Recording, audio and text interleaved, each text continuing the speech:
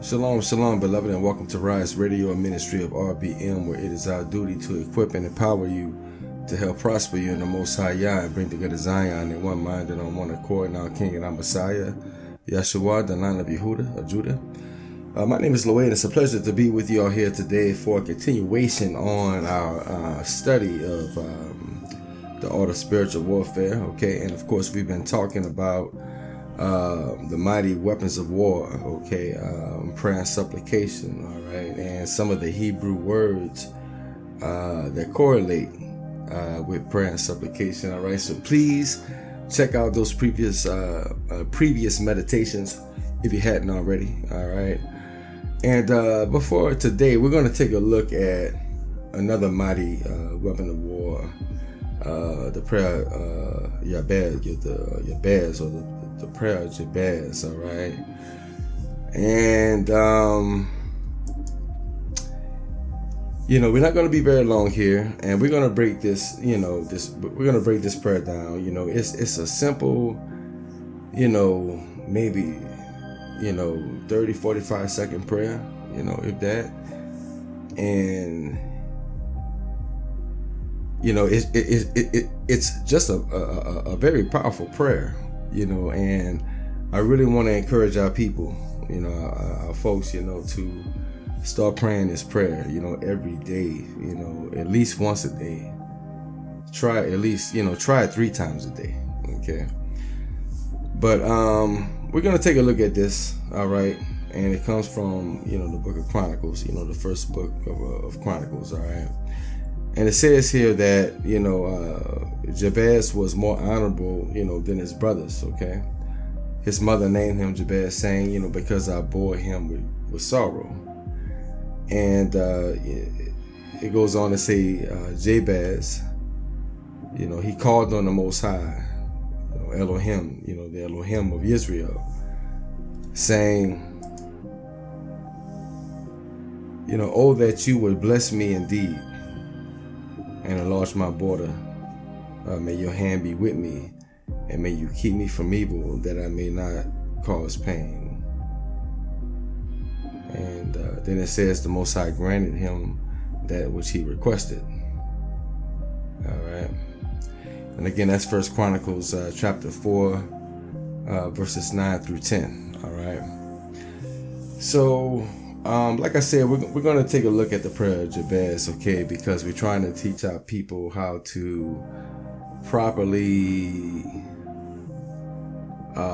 engage in spiritual warfare, and a strong and proper prayer life is a necessity, okay? It's imperative.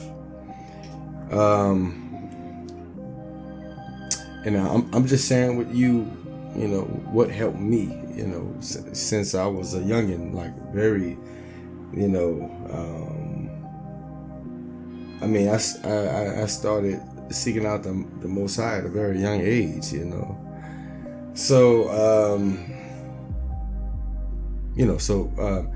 with that said, like I said, we're not going to be very long here, but I wanted to encourage our people to please just go ahead right now. If you hadn't already, we have a study on the prayer of Jabez on the website, okay? We don't sell it, and that's another, we're going to stay focused here, but again, First Chronicles chapter 4, verses 9 through 10, all right? And read this prayer, meditate on it, pray it, pray it. And we're just going to, look at,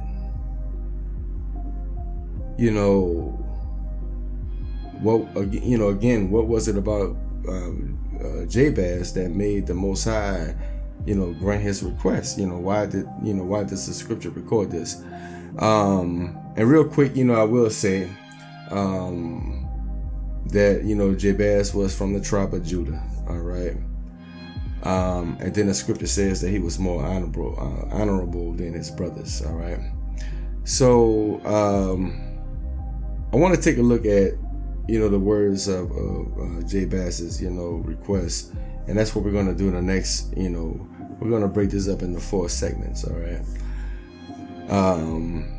because I want you to understand, you have to remember that the Most High bends and lends his ear to his people when we pray his word. Okay, so what we're going to take a look at is, where did Jabez, get this request from? I mean, what would make him go to the Most High and request this, on what basis, on what law, where in Torah does it say these things, right?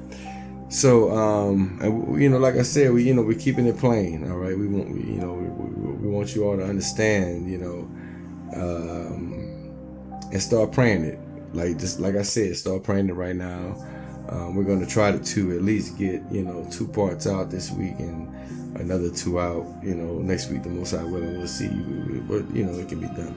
But anyway, again, when you're into supplication and prayer, all right, it has to be based on Torah, all right. And when you look at the word honorable, okay, what was it that made Jabez honorable in the eyes of the Most High? Because remember, the Most High doesn't respect people, he respects no one, he only respects his word. And so when you walk in his word, you become his word, and I'm gonna leave it to you to understand what that means, okay? But it was something, again, about Jabez that the Most High respected. All right. And when you look at the word honor, it means high respect, okay, great esteem. It also means adherence to what is right or to a conventional standard of conduct. All right. And so these are, some of the attributes, obviously, that Jabez had, okay, amongst his brothers. And it didn't say that his brothers weren't honorable. It just said that he was more, in the eyes of the Most High, obviously, he was more honorable. And that's what we're going to study. That's one of the things that, people don't really talk about too much, like what was it about that, And so we're here to say that we believe that it was because he understood how to make supplication and go before the Most High. Who knows how long it took him to pray this prayer? Who knows how long it took him to formulate the prayer and to express himself to the Most High. Because, again, remember that, he was born at a trying time for his mother and even for his father, his earthly father, obviously. And like I said, we're going to look more into these things, okay? But this prayer has a lot to do with our people today. And please, if you will, check out the article or the blog we did on the prayer of Jabez a few years back. I'm not sure when. But it's on the website. We also added a search engine, so you can search up information on the website. So take a look at that. And I would say that here in Proverbs 22 verses 1-4, it says that a good name is more desirable than great riches, and loving favor is better than silver and gold. The rich and the poor have this in common. The Most High is the maker of them all. A prudent man, or a very, quote unquote smart man, sees danger and hides himself, okay? But the simple pass on and suffer for it. The result of humility and the fear of the Most High is wealth, honor, and life. All right. So I just want to, I want you all to take a look at this scripture, here as well, because it talks about the Tekanah and it talks about the favor of the Most High. Because Tekanah, when we talk about that Hebrew word, you have to understand that it's about the favor of the Most High. His approval of you, his grace, right? And it's not anything that we take advantage of. It's something we appreciate and we're grateful for every day. So again, a good name is more desirable than riches, and loving favor is better, than silver and gold. And I believe that's one of the things our people want. That's one of the burdens on our people. We want to be able to, do better, to excel and grow and prosper. But this system, has so many things in place against us. And we're not gonna, dive off into anything like that. I'm just trying to get you to understand why it's important for us to, subscribe to Torah, to the instruction in our Messiah, because that's the only thing that's going to get us out of this. All right. Because he has war with right now he is at war with our enemies. Okay. And so it's kind of like when Moshe was fighting against the Egyptians, leading our people. It was them holding up Moshe that kept them, fighting and moving forward. And so when we lift up our Messiah, it's the same thing. All right. So that's what's going to deliver us, Zion. And so those desires we have to be great, it lies in our Messiah. It's in him. And if we dwell in him, he dwells in us. All right. And so here what Solomon was saying, okay, is that a prudent man sees danger and hide himself, but the simple pass on and suffer for it. And then he says the result of humility, all right, and the fear of the Most High is wealth, honor, and life. So I want you to focus on the latter part of this, okay, the result of humility. You see, the humility where a prudent man sees danger and he hides himself. Okay, that's being humble, and because when you fear the Most High, you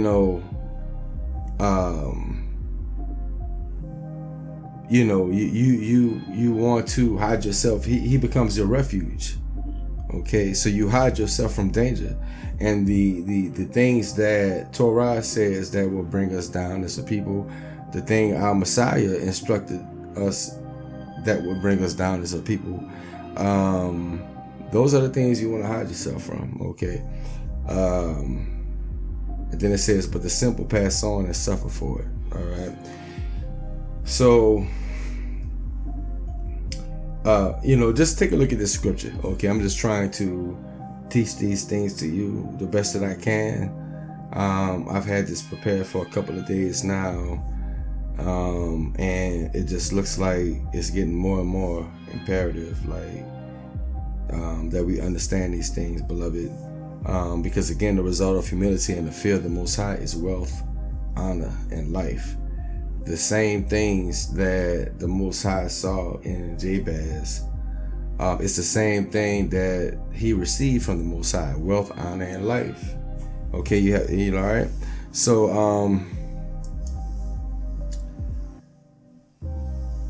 the prayer, all right, and like I said, we're not going to break every piece of this down right now. Right now, I want you to focus on the character of Jabez, who was a son of Judah, all right, a son of King David. I'm